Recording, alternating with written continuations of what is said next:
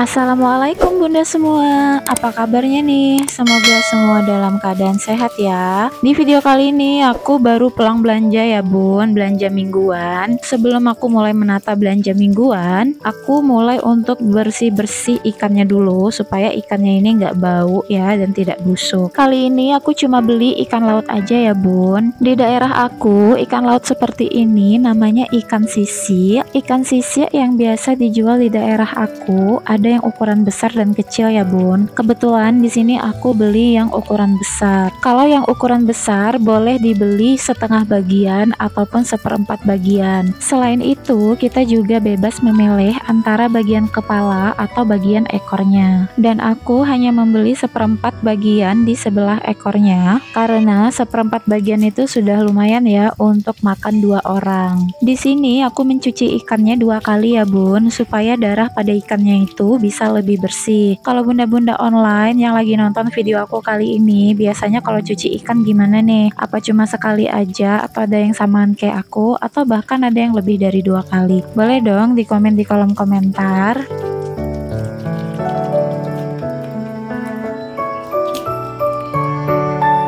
Ini aku udah selesai untuk bersihin ikannya, kemudian aku cuma kasih garam dan asam aja ya bun. Nggak ada bumbu khusus di ikan kali ini karena rencananya ikan ini nanti mau aku gulai lagi sama seperti di video aku sebelumnya ya bun. Aku di situ juga menggulai ikan. Buat bunda-bunda yang belum nonton videonya, boleh dilihat videonya di sudut kanan atas ya bun. Oke, sekarang aku lanjut untuk menata belanjaan tadi ya bun. Pertama-tama di sini aku mau menata percabean dulu, dimulai dari cabai merah keriting. Cabai merah keriting ini aku beli seperempat kilo aja untuk stok seminggu. Harganya masih sama mahal seperti sebelum-sebelumnya ya bun. Di videoku sebelumnya juga harga cabai masih mahal, nggak tahu entah kapan turunnya. Ini aku beli dengan harga 15.000 seperempat kilo. Kalau di tempat bunda di sana gimana nih, harga cabainya lagi mahal juga nggak? Sedikit tips dari aku ya bun, cara aku untuk menyimpan bahan makanan di dalam kulkas. Biasanya setiap bagian atas dari bahan makanannya selalu aku lapisi dengan tisu dapur seperti ini,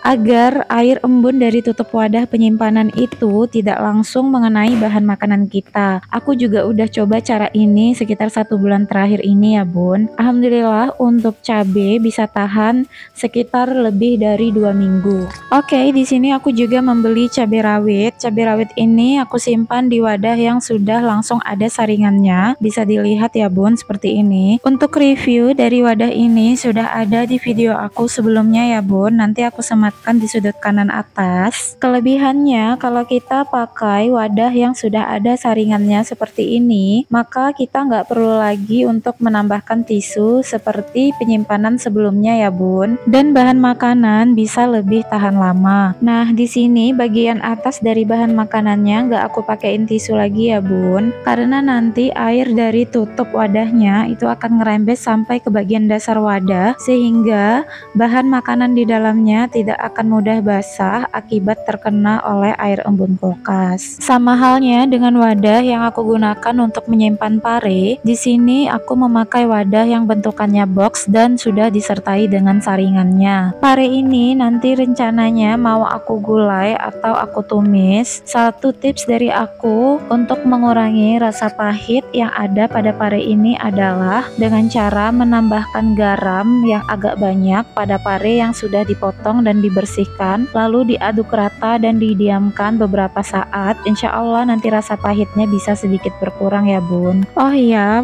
pare seikat gini aku beli dengan harga Rp4.000 ya bun. Biasanya di daerah aku pare yang kecil-kecil kayak gini tuh dijual dengan cara sudah diikat seperti tadi. Tapi kalau pare yang besar biasanya itu cara belinya ditimbang terlebih dahulu.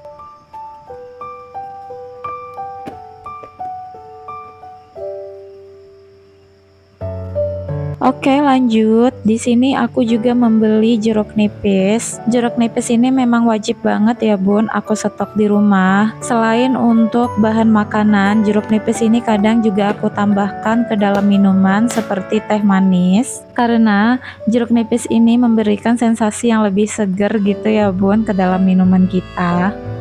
Nah, ini aku juga membeli kacang panjang ya bun. Kacang panjang ini aku potong terlebih dahulu seperti ini supaya muat di dalam wadah penyimpanan bahan makanan. Yang paling aku suka dari kacang panjang ini adalah bisa diolah untuk berbagai jenis menu masakan. Contohnya digulai dengan ikan, atau misalnya digoreng dan dikasih sambal cabai, lalu direbus ataupun dikukus juga enak ya bun ya. Selain itu, kacang panjang ini kalau ditumis dengan bahan makanan lainnya itu juga nggak kalah enak ya bun. Kadang-kadang kacang panjang ini juga aku buat untuk tambahan bahan membuat bakwan ya bun.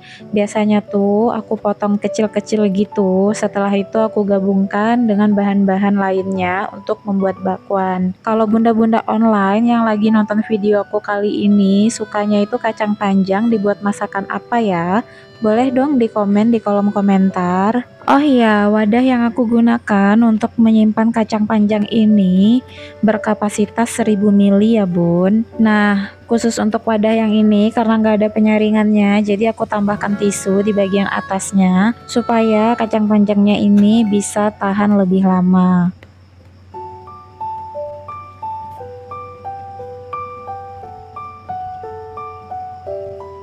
Oke, lanjut lagi untuk menyimpan bahan makanan lainnya. Di sini aku lapisi dulu wadahnya dengan tisu dapur. Nah, cabai hijau ini sudah aku beli sekitar 2 minggu yang lalu ya bun, tapi masih ada sisanya sedikit dan aku pindah ke wadah yang lain. Wadah yang aku gunakan ini memang berbeda dari yang lainnya ya bun, karena wadah ini biasanya memang kupakai untuk membawa bekal nasi. Tapi karena wadah penyimpanan makanan aku udah kepake semua, jadinya ya mau nggak mau aku pakai wadah untuk bekal nasi. Nah, ini aku juga ada beli toge ya bun. Toge sebanyak ini aku beli cuma 3.000 aja. Biasanya kalau aku lebih sering masak gulai di rumah, maka toge ini nggak akan habis dalam 1 minggu, karena ketika aku masak gulai aku nggak masak sayur tumisan ataupun sayur rebus. Dan toge ini biasanya aku tumis bersama bahan makanan lainnya ya bun. Nah, ini sebagian togenya nggak aku simpan dalam wadah karena wadahnya udah penuh ya bun. Selain itu aku juga ada beli telur puyuh. Telur puyuh sebanyak ini tuh harganya 8.000 dan beli 1 buah tempe. Tempenya itu cukup besar, jadi aku belinya cuma 1 aja. Dan ada lagi cabai giling. Cabai ini biasanya aku pakai kalau aku mau masak nasi goreng ataupun mau menggulai. Ini ada kacang koro juga. Kacang ini rencananya mau aku masak kalio dengan ikan teri. Kacang koro ini aku beli 5 ribuan 1 tembok gitu ya bun. Cara belinya di sini aku simpan di wadah yang sudah ada saringannya, jadi nggak perlu lagi pakai tisu dapur. Kemudian karena udah nggak ada wadah lagi dan aku juga beli sedikit jengkol, jadi jengkol ini aku simpan bersamaan dengan kacang koro. Nah, ini juga ada beli sawi pangsit. Sawi pangsit ini wajib aku stok di rumah ya bun, karena biasanya aku pakai untuk campuran memasak nasi goreng, mie goreng ataupun mie rebus. Alhamdulillah akhirnya aku udah selesai menata semua belanjaan mingguan kali ini. Untuk belanja ini aku menghabiskan 100.000 lebih sedikit ya bun. Nanti detail harga belanjaan minggu ini aku sertakan di kolom deskripsi. Oh iya, ini aku ada beli rebung juga. Rebung ini adalah bambu muda yang sudah direbus, kemudian nanti bisa diolah lagi menjadi menu masakan seperti gulai rebung ataupun tumis rebung. Bunda-bunda di sini ada yang udah pernah makan rebung juga nggak? Boleh dong di komen di kolom komentar. Nah, untuk tempe aku simpan di rak kentang, sementara telur puyuh aku simpan di rak telur. Untuk review dari rak ini sudah ada di video aku sebelumnya ya bun. Nanti aku sematkan di sudut kanan atas. Sebelum aku mulai memasak, aku juga memasak nasi terlebih dahulu ya bun, supaya nasinya ini juga masak ketika aku sudah selesai masak ikan yang tadi sudah aku bersihkan.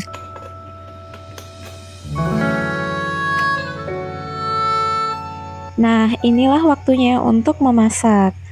Ikan tadi rencananya mau aku gulai bersama dengan rebung dan jengkol ya bun. Untuk bumbu-bumbunya bisa dilihat di sini. Di masakan ini aku nggak lupa juga menambahkan cabai rawit. Cabai rawit ini aku giling kasar pakai ulekan ya bun.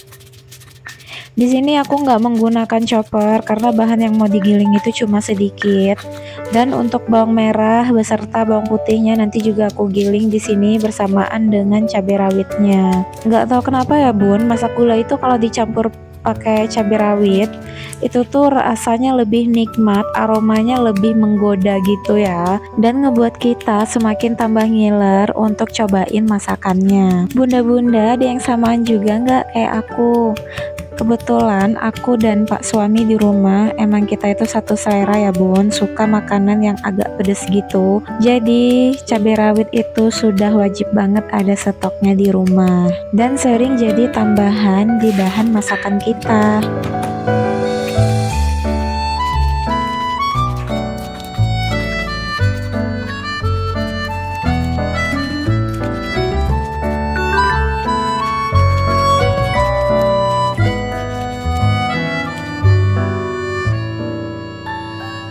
Untuk memudahkan kita dalam proses penggilingan, di sini aku menambahkan garam ya Bun.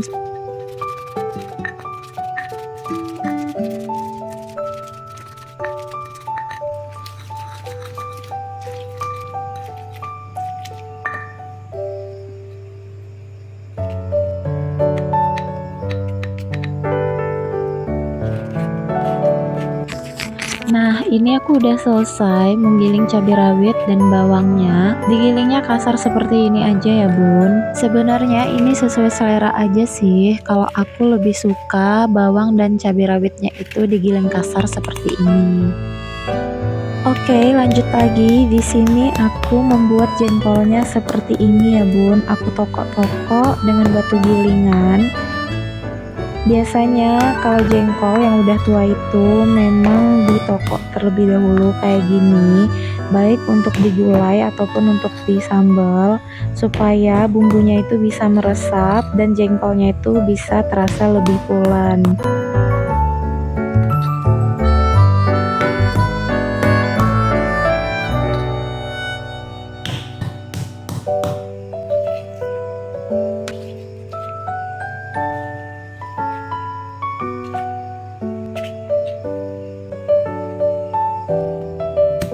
Nah, selain itu serainya juga sekalian aku tokok kayak gini ya Bun. Nah, lanjut lagi. Di sini aku mulai memasukkan semua bumbu gulainya, termasuk dedaunannya ya, Bun. Kemudian dilanjutkan dengan memasukkan santan. Di sini aku memakai santan kental yang memang biasa dijual di pasar. Setelah semua bahan bumbunya dimasukkan, kemudian kita aduk dengan rata sampai mendidih. Kalau memasak gulai seperti ini, santannya itu memang harus diaduk terus-menerus sampai santannya itu mendidih supaya santannya tidak pecah santan. Jika santannya itu sudah agak mendidih, kita sudah bisa mulai memasukkan ikan dan jengkolnya. Nah, ini udah mendidih ya Bun ya.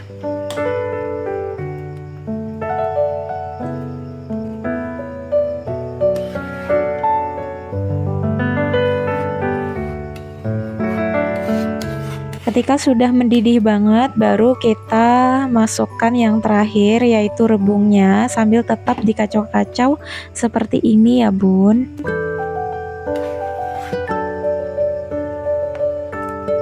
Nah, ini gulanya udah hampir masak ya Bun, jadi aku mulai tambahkan garam. Dan biasanya kalau garam ini memang aku kasih ke masakan ketika masakannya sudah hampir matang. Jangan lupa dicicipi juga rasanya apakah sudah pas.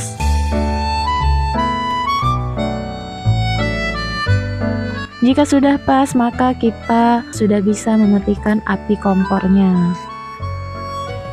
Finally, kegiatan hari ini sudah selesai ya Bun, mulai dari menata belanjaan mingguan sampai memasak juga. Makasih buat bunda-bunda yang sudah stay nonton video aku kali ini sampai selesai. Semoga bisa menginspirasi dan bermanfaat. Jangan lupa juga dukung channel ini dengan cara like, comment, dan subscribe. Dan nyalakan juga lonceng notifikasinya supaya dapat video terbaru dari aku.